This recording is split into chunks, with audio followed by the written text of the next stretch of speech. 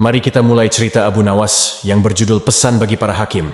Bapaknya Abu Nawas adalah penghulu kerajaan Baghdad bernama Maulana.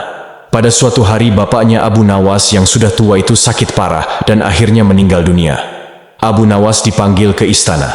Lah diperintah Sultan, Raja, untuk mengubur jenazah bapaknya itu sebagaimana adat Syekh Maulana. Apa yang dilakukan Abu Nawas hampir tiada bedanya dengan Kadi Maulana, baik mengenai tata cara memandikan jenazah, hingga mengkafani, menyalati dan mendoakannya. Maka Sultan bermaksud mengangkat Abu Nawas menjadi kadi atau penghulu menggantikan kedudukan bapaknya. Namun, demi mendengar rencana sang Sultan, tiba-tiba saja Abu Nawas yang cerdas itu tiba-tiba nampak berubah menjadi gila. Usai upacara pemakaman bapaknya, Abu Nawas mengambil sepotong batang pisang dan diperlakukannya seperti kuda. Ia menunggang kuda dari batang pisang itu sambil berlari-lari dari kuburan bapaknya menuju rumahnya. Orang yang melihat menjadi terheran-heran dibuatnya. Pada hari yang lain ia mengajak anak-anak kecil dalam jumlah yang cukup banyak untuk pergi ke makam bapaknya. Dan di atas makam bapaknya itu ia mengajak anak-anak bermain rebana dan bersukacita. Kini semua orang semakin heran atas kelakuan Abu Nawas itu. Mereka menganggap Abu Nawas sudah menjadi gila karena ditinggal mati oleh bapaknya. Pada suatu hari ada beberapa orang utusan dari Sultan Harun al-Rashid datang menemui Abu Nawas. "Hai Abu Nawas, kau dipanggil Sultan untuk menghadap ke istana," kata wazir utusan Sultan. "Buat apa Sultan memanggilku? Aku tidak ada keperluan dengannya," jawab Abu Nawas dengan entengnya seperti tanpa beban. "Hai Abu Nawas, kau tidak boleh berkata seperti itu kepada rajamu." "Hai wazir, kau jangan banyak cakap. Cepat ambil ini kudaku ini dan mandikan di sungai supaya bersih dan segar," kata Abu Nawas sambil menyodorkan sebatang pohon pisang yang dijadikan kuda-kudaan. Si wazir hanya geleng-geleng kepala melihat kelakuan Abu Nawas. "Abu Nawas, kau mau apa tidak menghadap Sultan?" kata wazir. "Katakan kepada rajamu, aku sudah tahu maka aku tidak mau," kata Abu Nawas. "Apa maksudnya Abu Nawas?" tanya wazir dengan rasa penasaran.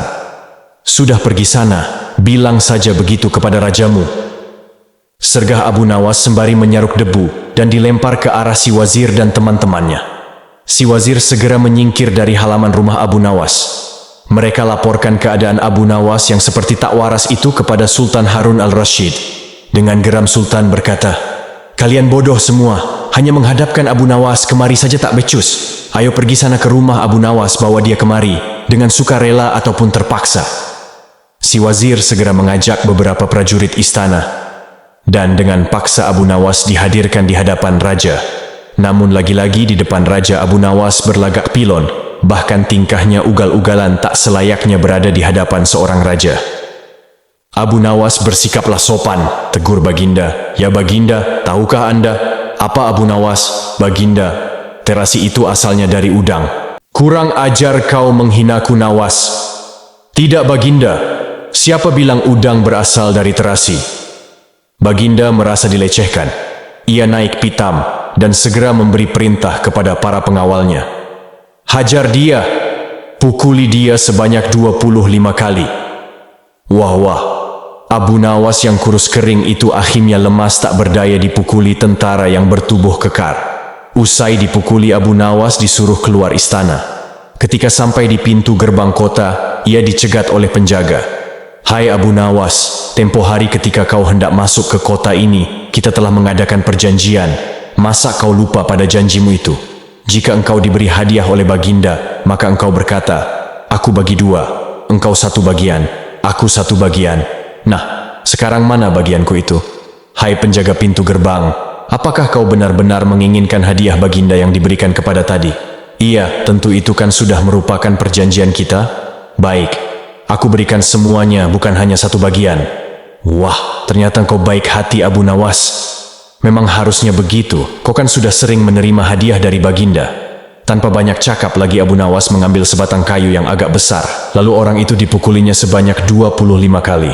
Tentu saja orang itu menjerit-jerit kesakitan dan menganggap Abu Nawas telah menjadi gila. Setelah penunggu gerbang kota itu klenger Abu Nawas meninggalkannya begitu saja, ia terus melangkah pulang ke rumahnya.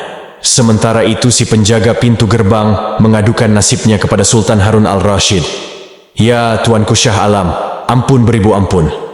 Hamba datang kemari mengadukan Abu Nawas yang telah memukul hamba sebanyak 25 kali tanpa suatu kesalahan. Hamba mohon keadilan dari tuanku Baginda. Baginda segera memerintahkan pengawal untuk memanggil Abu Nawas.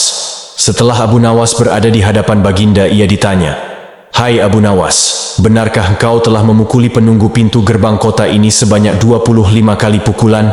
Berkata Abu Nawas, "Ampun tuanku, hamba melakukannya karena sudah sepatutnya dia menerima pukulan itu." "Apa maksudmu? Coba kau jelaskan sebab musababnya kau memukuli orang itu?" tanya Baginda. "Tuanku," kata Abu Nawas, "hamba dan penunggu pintu gerbang ini telah mengadakan perjanjian bahwa jika hamba diberi hadiah oleh Baginda, maka hadiah tersebut akan dibagi dua. Satu bagian untuknya, satu bagian untuk saya. Nah, pagi tadi hamba menerima hadiah 25 kali pukulan, maka saya berikan pula hadiah 25 kali pukulan kepadanya." "Hai penunggu pintu gerbang, benarkah kau telah mengadakan perjanjian seperti itu dengan Abu Nawas?" tanya Baginda. "Benar tuanku," jawab penunggu pintu gerbang. "Tapi hamba tiada mengira jika Baginda memberikan hadiah pukulan." "Hahaha, dasar tukang peras, sekarang kena batunya kau," sahut Baginda. "Abu Nawas tiada bersalah, bahkan sekarang aku tahu bahwa penjaga pintu gerbang kota Baghdad adalah orang yang suka narget, suka memeras orang.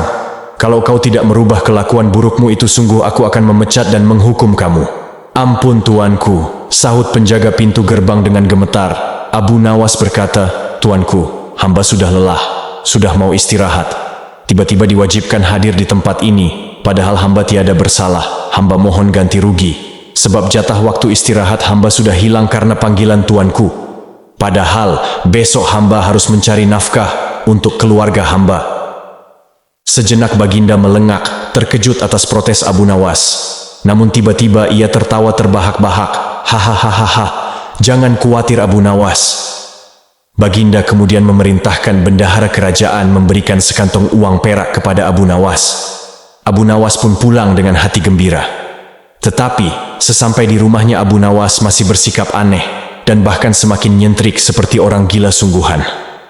Pada suatu hari Raja Harun al-Rashid mengadakan rapat dengan para menterinya. "Apa pendapat kalian mengenai Abu Nawas yang hendak kuangkat sebagai kadi?"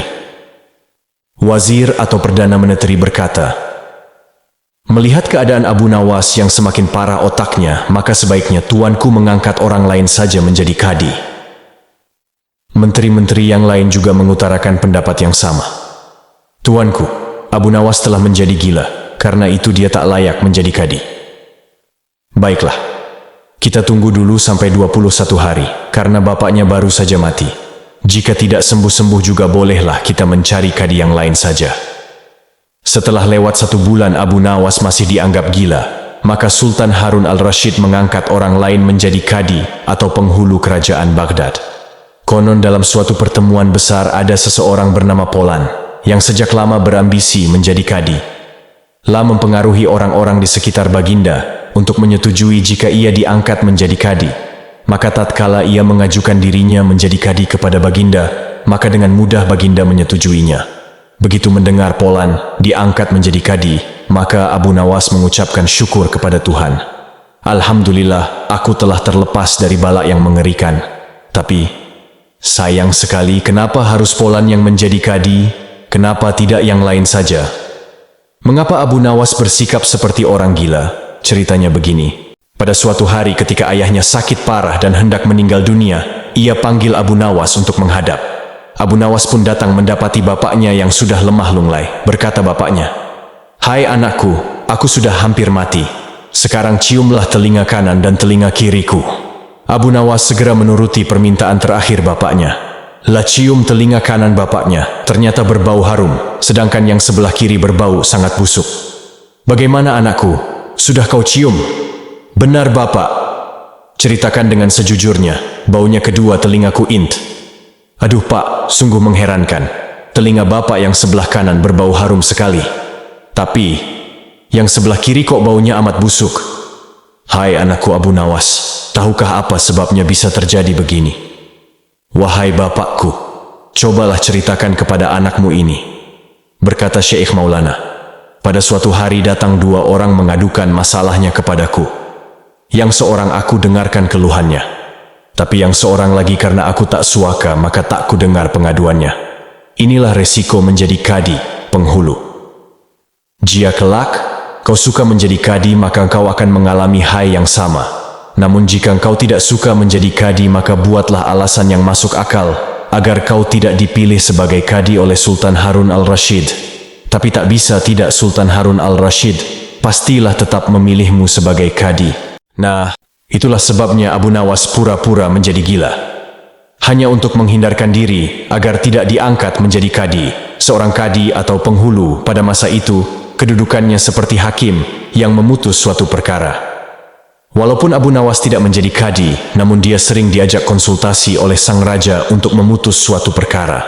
Bahkan ia kerap kali dipaksa datang ke istana hanya sekedar untuk menjawab pertanyaan baginda raja yang aneh-aneh dan tidak masuk akal.